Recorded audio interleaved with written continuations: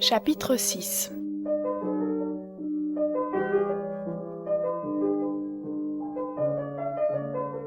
La première partie de leur voyage se passa dans une disposition mélancolique qui leur convenait trop bien pour être un sentiment pénible. Mais en avançant dans la contrée qu'elles devaient habiter, un intérêt, une curiosité bien naturelle surmonta leur tristesse, et la vue de la charmante vallée de Barton la changea presque en gaieté. C'est un pays cultivé, agréable, bien boisé et riche en beaux pâturages. Après l'avoir traversé pendant 1 mille, elles arrivèrent à leur maison. Une petite cour gazonnée la séparait du chemin, une jolie porte à claire-voie en fermait l'entrée. La maison, à laquelle sir George avait donné le nom trop modeste de chaumière, n'était ni grande ni ornée, mais commode et bien arrangée, le bâtiment régulier, le toit point couvert de chaume, mais de belle ardoise, les contrevents n'étaient pas peints en vert, ni les murailles couvertes de chèvrefeuilles, elle avait plutôt l'air d'une jolie ferme ou petite maison de campagne. Une allée au rez-de-chaussée traversait la maison et conduisait de la cour au jardin.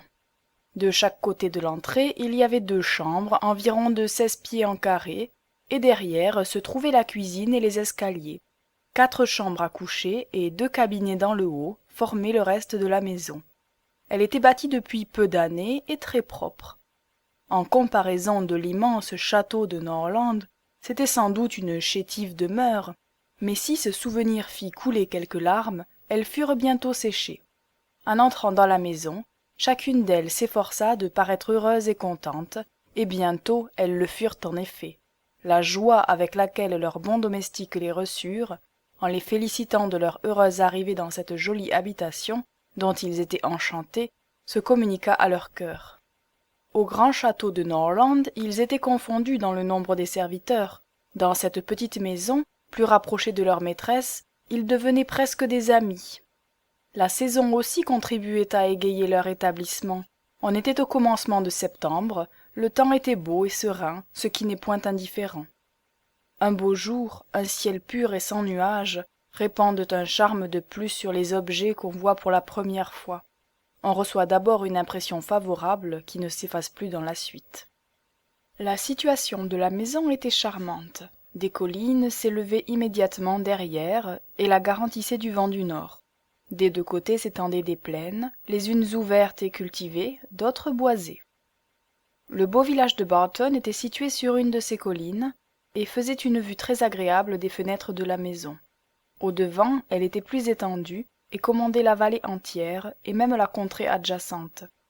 Les collines rapprochées de la chaumière terminaient le vallon dans cette direction, mais sous un autre nom il s'étendait au-delà et se laissait apercevoir par les 2 pentes des collines les plus escarpées, ce qui formait en face de la chaumière un point de vue enchanteur. Madame Dashwood fut d'abord très satisfaite de la maison sous tous les rapports. Ce qui manquait même à quelqu'un accoutumé à plus de grandeur et d'élégance était pour elle source de jouissance. Un de ses plus grands plaisirs était d'augmenter et d'embellir ses demeures. Comme dans ce moment elle venait de vendre son équipage et quelques meubles de trop, elle avait de l'argent tout prêt pour suppléer à ce qui pouvait manquer aux appartements. Pour la maison elle-même, disait-elle, il est sûr qu'elle est trop petite pour notre famille, mais nous tâcherons de nous y arranger pour le moment. La saison est trop avancée pour rien entreprendre. Mais si j'ai assez d'argent au printemps, et j'ose répondre que j'en aurai, nous pourrons alors penser à bâtir.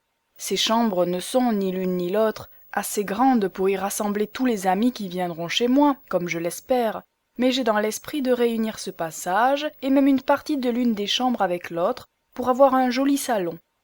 Le reste servira d'antichambre en ajoutant une aile à la maison. On aurait de plus dans le bas un petit salon lorsqu'on n'est qu'en famille, au-dessus une chambre à coucher, une de domestique dans la mansarde, et nous aurons alors une charmante petite maison. Il serait à souhaiter aussi que l'escalier fût plus beau, mais on ne peut pas tout avoir, quoique je suppose qu'il ne serait pas difficile de l'élargir. Enfin, nous verrons ce que j'aurai devant moi au printemps, et je m'arrangerai en conséquence pour mon plan. En attendant que ces réparations pussent se faire, sur un revenu de 500 pièces par une femme qui n'en avait jamais économisé une de sa vie, elles furent assez sages pour se contenter de la maison telle qu'elle était. Elinor laissa sa mère s'amuser de ses projets et, sans la contredire, se promit bien qu'ils ne seraient pas exécutés. Chacune d'elles se mit à s'arranger de son mieux. Leurs livres et leurs jolis meubles furent placés de la manière la plus commode pour en jouir à chaque instant.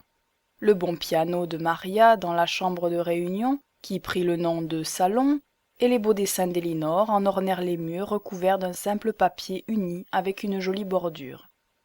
Elles étaient au milieu de cette occupation lorsqu'elles furent interrompues par la visite du propriétaire, Sir George Middleton, qui venait leur souhaiter la bienvenue et leur offrir tout ce qui pourrait leur être utile dans les premiers moments. Tout ce qu'il y avait dans sa maison et dans ses jardins était à leur service. Il connaissait déjà madame Dashwood, lui ayant précédemment fait une visite à Stanhill, mais il y avait trop longtemps pour que ses jeunes cousines pussent se rappeler de lui. C'était un homme d'environ 40 ans, d'une belle et bonne figure, la joie et la santé respiraient sur sa physionomie, sa manière franche et amicale ressemblait au style de ses lettres. L'arrivée de ses parents paraissait lui causer la plus grande satisfaction, et leur félicité lui donner une réelle sollicitude.